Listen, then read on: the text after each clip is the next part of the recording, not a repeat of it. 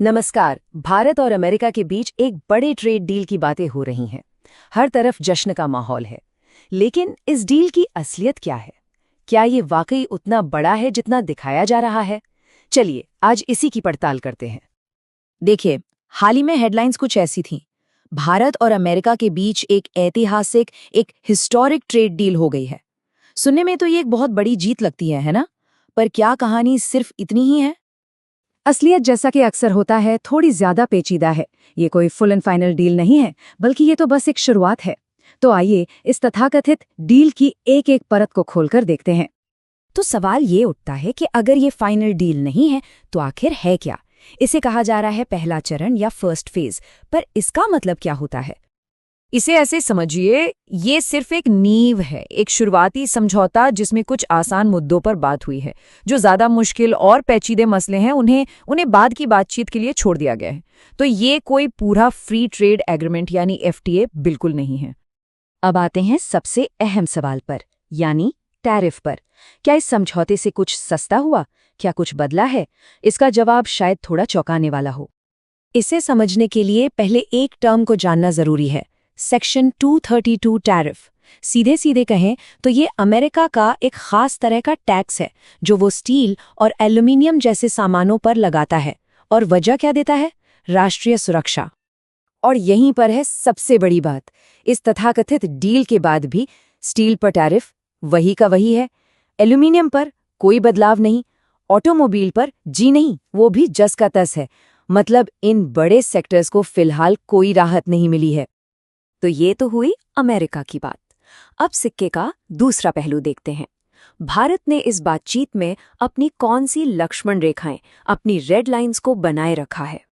और भारत इस मामले में बिल्कुल अडिग रहा। देखिए, कृषि और डेयरी जैसे जो हमारे सबसे संवेदनशील क्षेत्र हैं, उन्हें इस समझौते की पहुंच से दूर रखा गया है। और ये बहुत जरूरी था, क्योंकि ये सिर्फ व्यापार का मामला नहीं है। ये करोड़ों किसानों की आजीविका, देश की खाद्य सुरक्षा और यहाँ तक कि हमारी संस्कृति से जुड़ा एक अहम मुद्दा है। तो इन हितों की पूरी तरह से रक्षा की गई है। चलिए अब आते हैं उस नंबर पर, उस जादुई आंकड़े पर जिसने सबसे ज्यादा हेडलाइंस बनाई हैं। $500 अरब, 500 बिलियन। सुना तो सबने होगा, पर क्या ये एक पक्की डील है? तो आखिर इस भारी भरकम रकम का सच क्या है? देखिए, हेडलाइन में जो दिखता है और जो असलियत होती है, उसमें कितना बड़ा फर्क हो सकता है। देखिए, ये $500 अरब कोई पक्का खरीद का वादा नहीं है।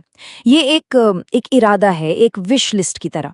मतलब भविष्य में भारत ऊर्जा, डिफेंस और एयरक्राफ्ट जैसे क्षेत्रों में इतनी खरीद कर सकता है। लेकिन कब? जब दाम सही मिलेंगे और ये देश के हित में होगा। तो ये एक कमिटमेंट नहीं, एक संभावना है। तो अगर टैरिफ नहीं बदले, बड़े सौदे पक्के नहीं हुए, तो फिर इस समझौते का फायदा क्या है? असल में इसका असली मतलब व्यापार के आंकड़ों से कहीं ज्यादा गहरा है। इसके पीछे एक बड़ी स्ट्रैटेजिक यानी रणनीतिक सोच है। इसका सबसे बड़ा लक्ष्य है सप्लाई चेन को मजबूत करना। मतलब ये कि जरूरी चीजों के लिए, चाहे वो मिनरल्स हों या सेमीकंडक्टर चिप्स, किसी एक देश पर निर्भरता कम करना। और आज की दुनिया में ये कितना जरूरी है, ये हम सब जानते हैं। तो कुल मिलाकर भारत के लिए इसका मतलब क्या निकलता है? अभी क्या असर होगा और आगे चलकर क्या उम्मीद की जा सकती है? देखिए, शॉर्ट टर्म में यानी अभी तुरंत बहुत बड़ा बदलाव नहीं है। स्थिति लगभग वैसी ही है। हमारे मुख्य हितों की रक्षा हुई है। लेकिन अगर हम लंबी अवधि की बात करें तो इससे एक भरोसा बनता है, एक विश्वास का माहौल बनता है। ये भविष्य में हमारे सर्विस और मैन्युफैक्चरिंग सेक्टर के लिए बेहतर मौकों का दरवाजा खोल सकता है। तो इस पूरी बातचीत का निचोड़ क्या है? निचोड़ ये है कि ये एक डील नहीं, बल्कि डील की तरफ एक पहला कदम है, एक फाउंडेशनल स्टेप। और सबसे जरूरी बात, इस पहले कदम में भारत ने अपने संवेदनशील क्षेत्रों को पूरी तरह सुरक्षित रखा है।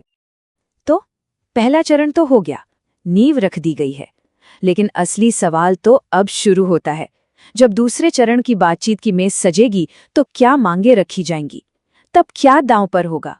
ये देखना वाकई दिलचस्प होगा। रिस्क सिर्फ मार्केट में होता है, प्लानिंग में नहीं। DGN कैपिटल मैनेजमेंट के साथ स्टॉक मार्केट, म्यूचुअल फंड और insurance. AMFI IRDAI certified. Your success are priority.